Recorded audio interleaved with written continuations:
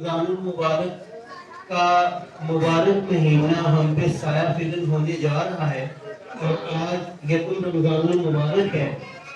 یہ وہ رحمتوں برکتوں اور عظمتوں والا مہینہ ہے کہ جس کے اندر اللہ تبارک و تعالیٰ کی رحمت، بخشش اور مغفرت اور جہنم سے آزادی کے خزانے لٹائے جا رہے ہیں۔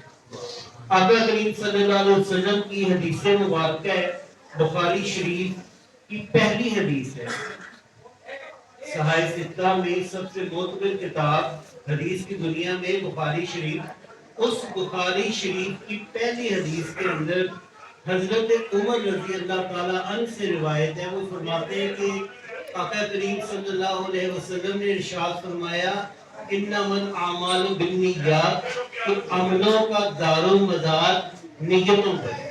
اعمال کا دار و مدار نیتوں پر ہے، اور یہ جو نیت ہے یہی اسلام کے اندر ایک ایسی بنیادی چیز ہے کہ جس کے بارے میں بعض محدثین نے، بعض مفسرین نے، بعض ائمہ کرام نے انہوں نے یہ فرمایا کہ یہ جو حدیث ہے نا کہ انما الاعمال بالنیات، انہوں نے فرمایا کہ اسلام کے اندر اس حدیث کو جو مقام حاصل ہے نا وہ نصف اسلام ہے، کہ آدھا اسلام اس حدیث کو بیان کیا گیا ہے۔ بعض نے کہا کہ ایک چوتھائی ہے، بعض نے کہا کہ ایک تہائی اسلام جو ہے نا وہ اس حدیث کے اندر پوشیدہ ہے۔ اس کا مطلب کیا ہے؟ مطلب یہ ہے کہ آقا کریم صلی اللہ علیہ وسلم نے کسی بھی مسلمان کو اس چیز کے لیے مینٹلی طور پہ، ذہنی طور پہ تیار فرمایا اور اس کو حکم دیا کہ عمل جو بھی ہو وہ بے شک زیادہ ہو یا تھوڑا ہو، اس کی بنیاد اخلاص کے اوپر ہونی چاہیے۔ میں آپ کو جب ایک اور حدیث سے اس کی مثال دوں گا تو آپ کی بات سمجھیں گے میں کیا کہنا چاہ رہا ہوں، کہ عمل جو بھی ہو، کیونکہ ویسے بھی ایک حدیث کا مفہوم ہے، حضور نے فرمایا کہ اللہ کی بارگاہ میں عمل وہ مقبول ہے، وہ پسند ہے، بے شک وہ تھوڑا عمل ہو لیکن وہ مستقل مزاجی کے ساتھ ہو۔ آج رمضان المبارک کی اس پہلی تاریخ کو آپ مسجد کا ماشاءاللہ ماشاءاللہ الحمدللہ یہ حسن دیکھیں، کتنے دوست احباب حاضر خدمت ہیں۔ میں سمجھتا ہوں شاید جمعے کے اوپر روٹین کے دنوں میں بھی اتنے لوگ نہیں ہوتے۔ تو اگر یہی عمل باقاعدگی کے ساتھ جاری رہے اور رمضان پورے رمضان میں بھی جاری رہے اور اس رمضان کے بعد بھی جاری رہے تو مجھے بتائیں کتنی برکت ہے اس کے اندر۔ تو خیر اپنے موضوع کی طرف واپس آتے ہیں۔ آقا کریم نے ارشاد فرمایا کہ اعمال کا دار و مدار نیتوں کے اوپر ہے۔ قیامت کے روز جو پہلا مقدمہ اللہ تبارک و تعالیٰ کی بارگاہ میں پیش کیا جائے گا وہ ان تین لوگوں کا مقدمہ ہوگا۔ ایک ایسا عالم، ایسا قاری، ایسا حافظ جو لوگوں کو دین کی تبلیغ کرتا ہے، قرآن پڑھتا ہے، پڑھاتا ہے، اس کا مقدمہ۔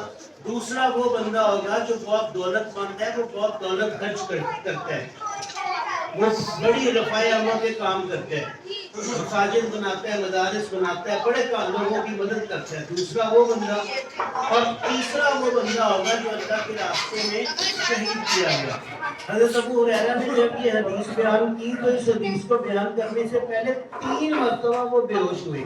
کہتے ہیں میں ایسی حدیث سناتا ہوں جو میں نے خود حضور کی زبان سے سنی، اور بیان کرنے سے پہلے جب انہوں نے یہ لفظ کہا نا کہ میں نے حضور کی زبان سے خود سنی، اور اس وقت کوئی تیسرا نہیں تھا، صرف حضور تھے اور میں تھا، اور وہ اس حدیث کو سنانے سے پہلے بے ہوش ہو گئے، پھر ہوش میں آئے۔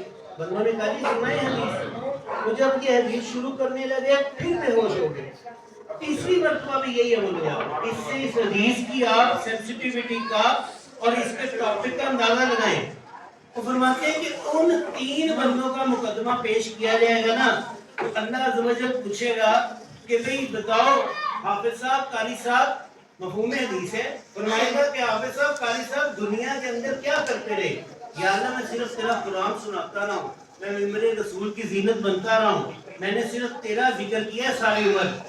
اللہ عز و جل فرمائے گا اچھا تم نے میرا ذکر کیا ہے، لیکن مجھے تو یہ لگتا ہے کہ تیرا مقصود تو یہ تھا کہ لوگ کہیں واہ واہ واہ کتنا اچھا قرآن پڑھتا ہے، حضرت صاحب کتنا بہترین بیان کرتے ہیں، یہ بندہ تو ایسے نقطے بیان کرتا ہے کہ جس کی کوئی مثال ہی نہیں۔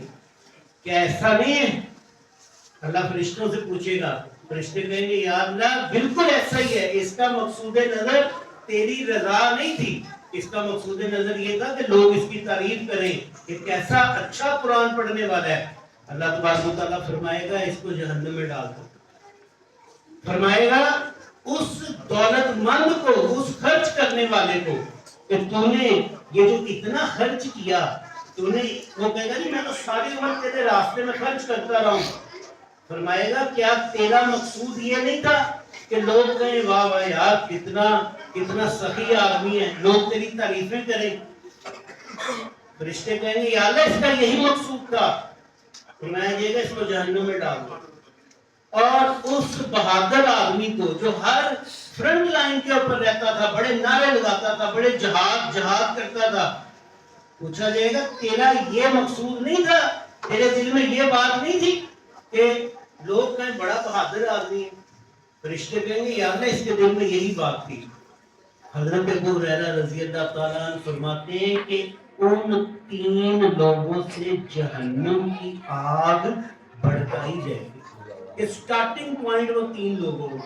تو یہ جو بخاری شریف کی پہلی حدیث میں نے عرض کی کہ اللہ تبارک و تعالیٰ کے پیارے حبیب نے فرمایا انما الاعمال بالنیات، کہ اعمال کا دار و مدار نیتوں پر ہے۔ اللہ تبارک و تعالیٰ حق بیان کرنے، سننے، سمجھنے اور اس پہ عمل کرنے